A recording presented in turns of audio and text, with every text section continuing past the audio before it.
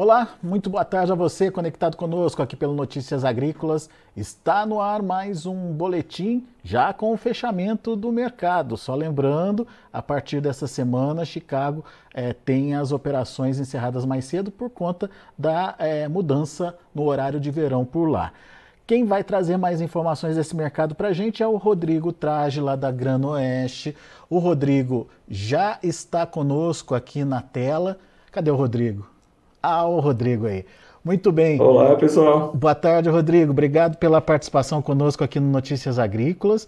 E a gente teve hoje, né, Rodrigo, uma variação bastante grande aí dos preços lá em Chicago, mas no final das contas acabou finalizando aí de forma estável, né? Praticamente com ganhos pequenos aí de no máximo 2 pontos nos principais vencimentos.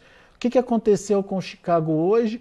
A gente chegou a ver quedas de até 12 pontos aí para a soja, enfim, depois ela recuperou. Como é que o mercado atuou, enfim, por que esses números aconteceram? Seja bem-vindo, meu caro. Muito obrigado novamente pelo convite, Alexander. Muito boa tarde também a todos os amigos do canal Notícias Agrícolas. E basicamente o que a gente viu nesse mercado foi que ontem a Argentina trouxe alguns dados econômicos, mostrando um PIB mais forte. A gente teve também a redução da inflação lá e um corte na taxa de juros de 20% pelo Banco Central. Junto com todo esse pacote de informação, também veio o rumor de uma possibilidade na volta do soy dólar, que, caso os amigos não lembrem, é aquele momento em que o governo argentino acaba pagando o preço do dólar não oficial, né, para o produtor. Porque hoje a diferença que a gente vê lá dá cerca de 400 pesos argentinos por $1, né? Então o produtor ele acaba ficando reticente lá, as vendas que vinham acontecendo, elas ficavam todas a fixação, né, para frente. Isso acabava sendo muito ruim para a indústria, vendo aí que a possibilidade do mercado subir existia, né? Então, com esse rumor, o mercado nos Estados Unidos acabou reagindo de forma negativa, porque isso impacta diretamente na comercialização do farelo. Coloca mais gente negociando farelo, mais volume no mercado, ou seja, aumenta a oferta para o mundo e bota a concorrência contra os Estados Unidos e também aqui contra o Brasil, né? Então a gente acabou vendo um movimento em queda do farelo de soja e puxou o grão lá em Chicago, né? Como você mesmo comentou, o mercado chegou a estar caindo 12 cents por bushel, uma queda bem considerável. E no final do dia acabou se recuperando, né? A gente viu o óleo de soja também, a outra ponta, né? O outro derivado da soja, acabando puxando de volta os preços da soja para o zero a zero. A alta do óleo, basicamente, ela pode estar relacionada também a uma alta do petróleo no dia de hoje, que sobe mais de 2,2%. Outros concorrentes também, como o óleo de palma, que já vem fazendo um movimento altista já faz algum tempo, enquanto o óleo de soja ficou lá embaixo, né? Então, isso acaba puxando os preços do óleo para cima, ajudando. E outro movimento que a gente viu no dia de hoje foi, basicamente, os fundos se desfazendo um pouco das suas posições vendidas e dando mais ímpeto a esse movimento comprador do óleo. E no final das contas, nesse cabo de guerra, acabou que o grão ficou ali no meio do caminho, né? Estável, fechando basicamente no fechamento de ontem, né? No zero a zero, com apenas 0,75 centavos de ganho aí para o primeiro contrato. Rodrigo, o fato é que a soja está ali brigando para se sustentar nos 12 dólares por bushel.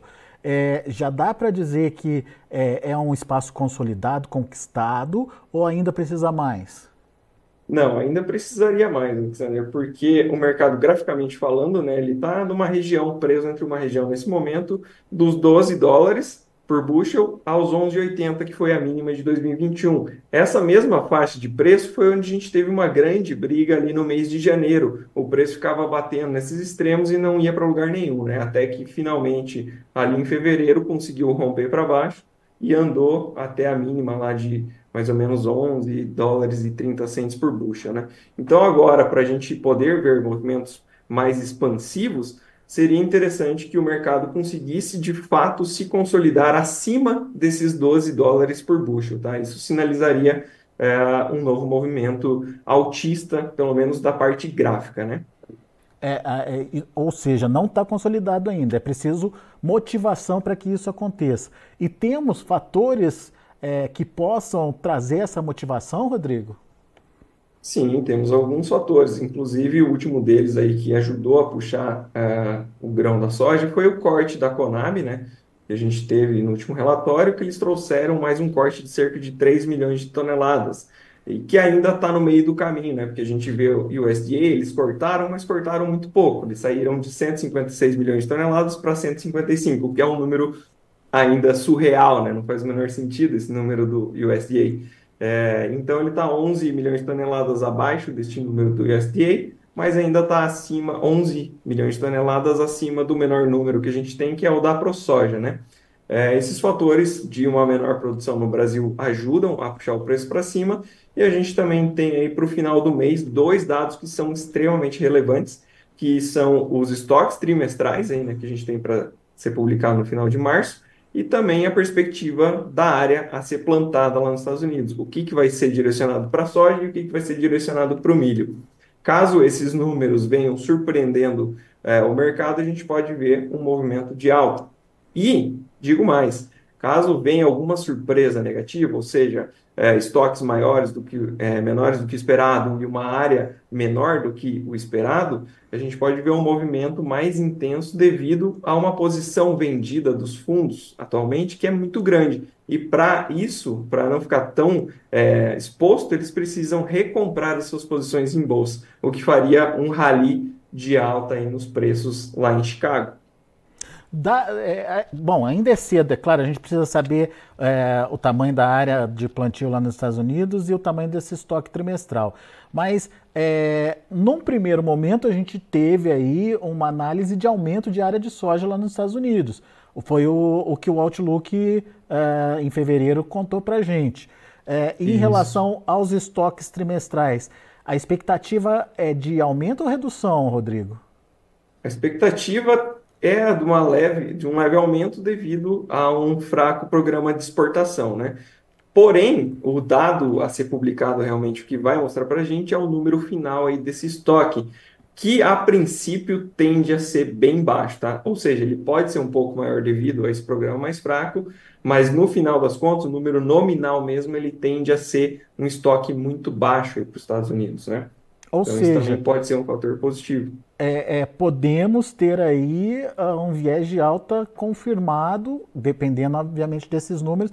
Por isso que você coloca que são fatores importantes de serem aguardados aí para análise, certo? Exatamente. Bom, mas a gente tem também um movimento da China interessante acontecendo aí, né, Rodrigo? Uma demanda que parece que está voltando, será que dá para dizer isso?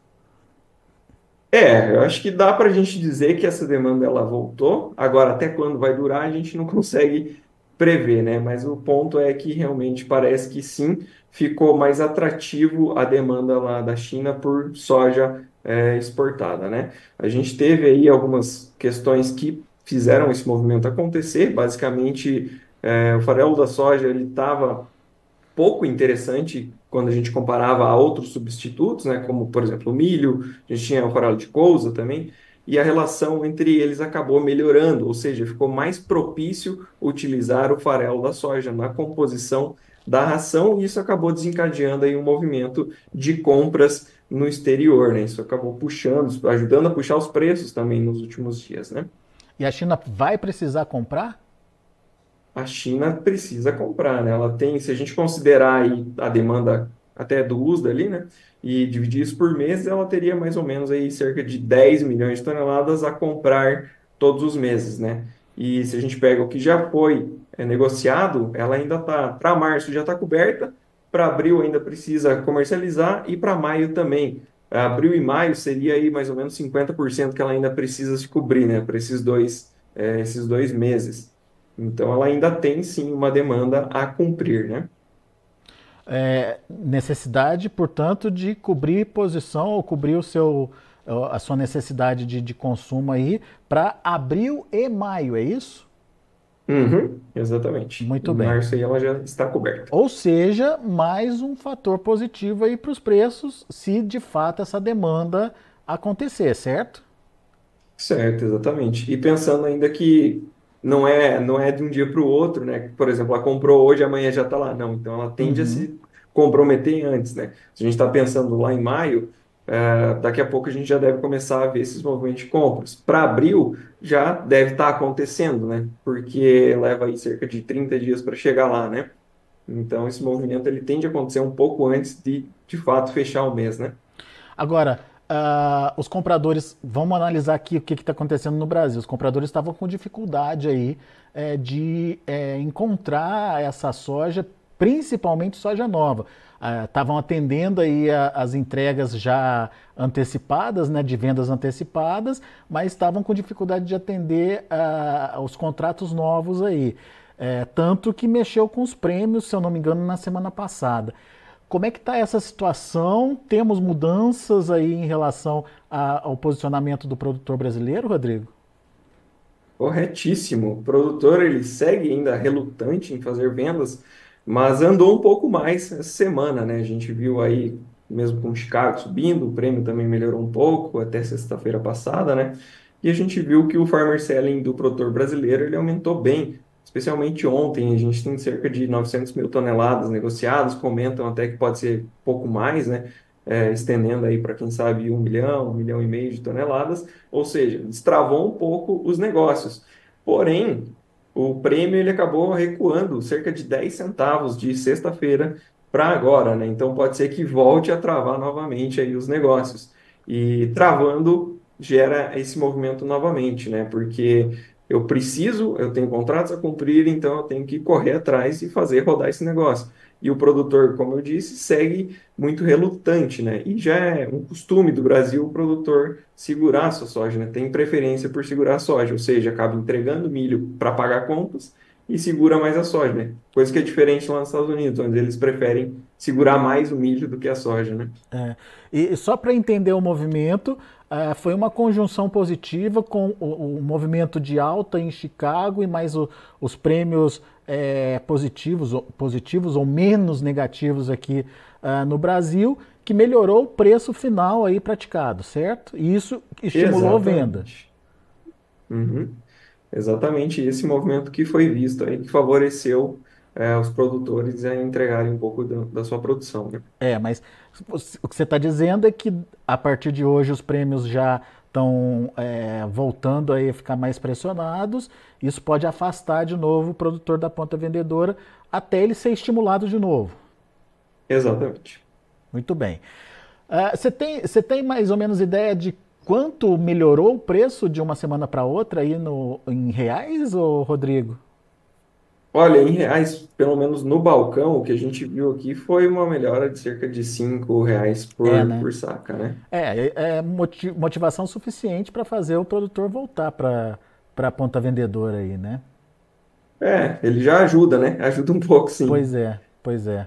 E se a gente olha lá para frente, os contratos mais lá para frente, a gente já consegue preços assim, principalmente para exportação, né? Chegando aí a 125, alguns lugares 130, dependendo do vencimento, até 135, né? É. E olha que a gente não está nem falando do componente dólar nesse momento, né? Que está ali É, beirando R$ 5, o que não é nada ruim também, né? nada ruim. O dólar, ele vem bem estável, É, né? Se a gente é, for olhar a parte dele, ele está, sei lá, basicamente desde novembro do ano passado no mesmo ponto, né? é verdade. Mexe para cima e para baixo, mas no final das contas está sempre muito próximo desses R$ 5, né? Muito bom.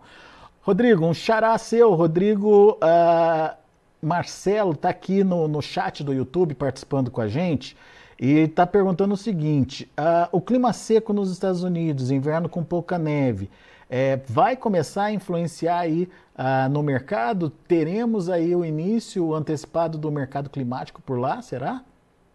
Olha, é uma grande possibilidade. Inclusive, ontem a gente estava dando uma olhadinha aqui no mapa de secas lá dos Estados Unidos, e um estado que chamou muita atenção foi o estado de Iowa, que ele está bem seco, tá? Tem algumas regiões que estão extremamente secas dentro do estado de Iowa. E lembrando, é um grande de um estado, né? Extremamente grande Importante, né? produtor aqui.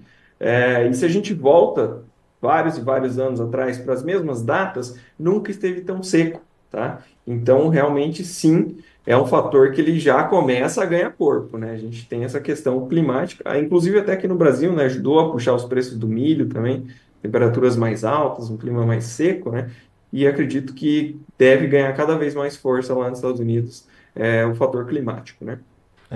É, essa condição seca, ela atrasa o plantio, certo? Ela traz o plantio e agora sim, lá para frente como é que vai ser, né? Será que a gente vai ter volumes de chuvas ou não? Mas o fato é que já começa a gerar um desconforto, né? Sim, Por quê? sim. Porque não sai tudo nos conformes, né? Por enquanto Então é só isso já começa. expectativa, né, Rodrigo? Oi? Por enquanto é só expectativa, né? Sim, por enquanto apenas expectativas. Mas a gente sabe também que o mercado futuro ele antecipa aí as expectativas, né?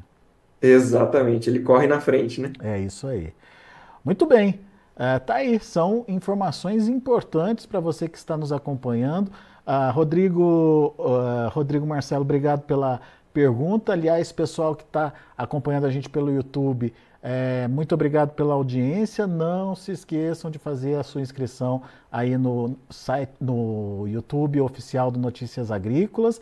A gente está aí com uma meta de chegar nos 100 mil inscritos, estamos próximos dela e a sua participação é fundamental. E, obviamente, deixa ali o seu joinha para a gente poder distribuir melhor as informações. Combinado? Muito obrigado aí pela participação. Obrigado também ao Rodrigo Trage, que está aqui com a gente, nos ajudando a entender essa dinâmica de precificação. Rodrigo é lá da Granoeste. Volte sempre, Rodrigo. Muito obrigado pelo convite e agradeço novamente a presença dos amigos do Notícias Agrícolas. Até mais. Até a próxima. Tá aí, Rodrigo Trage, Granoeste, aqui com a gente, fazendo um resumo e trazendo aí alguns pontos interessantes para a nossa conversa. Temos pela frente um mercado que vai brigar para ficar acima dos 12 dólares por bushel. Os motivos começaram ontem, segundo o Rodrigo, com a divulgação da Conab, né, reduzindo a safra aqui no Brasil, mas ainda tem fatores que precisam ser conhecidos, como a área de plantio nos Estados Unidos e os estoques trimestrais finais por lá, como é que está encerrando a safra americana. Isso é muito importante para dar um norte aí para os preços, principalmente para as cotações lá na Bolsa de Chicago. Temos também uma China que está estimulada aí a negociar, principalmente por conta da melhora da competitividade do uso do farelo na ração por lá. Ele comparou, por exemplo, com o milho e também com o farelo de couza, melhorou essa competitividade da soja e, portanto, os chineses precisam aí avançar na programação de compra deles e a soja pode ser uma alternativa importante aí, o que seria um outro fator positivo para os preços. Vamos ficar atento e principalmente você, produtor que está atrasado na sua negociação, prestar atenção nas oportunidades de negócios. Vamos ver como encerraram as negociações lá na Bolsa de Chicago. De olho na tela, você acompanha comigo. O vencimento maio acabou encerrando aí a 11 dólares e 96 centes por bushel, uma ligeira alta de 0,75, julho 12 dólares e 10 centes por bushel, subindo aí 1 ponto mais 75, a mesma alta para agosto, que fechou a 12 dólares e 5 centes por bushel, e o setembro 11,89, queda de meio pontinho. Portanto, mercado orbitando ali na casa dos 12 dólares por bushel, mas segundo o Rodrigo precisa consolidar acima desse patamar aí, e para isso depende de mais informações, de mais novidades para se consolidar acima dos 12 dólares por bushel. A gente tem também o milho encerrando também de forma mista, os primeiros vencimentos no vermelho, março queda de 2,5 pontos, fechando a 4 dólares e 26 centes por bushel, maio 4 dólares e 41 centes por bushel, queda de meio ponto, julho 4,53, queda de 0,25, setembro subiu meio ponto a 4 dólares e 61 centes por bushel. E para finalizar, a gente tem também o trigo no vermelho. Quedas relativamente pequenas também. Olha aí o março, 5 dólares e 32 centes por bushel, queda de 3 pontos mais 25. O maio, 5,44, queda de 3 pontos mais 25 também.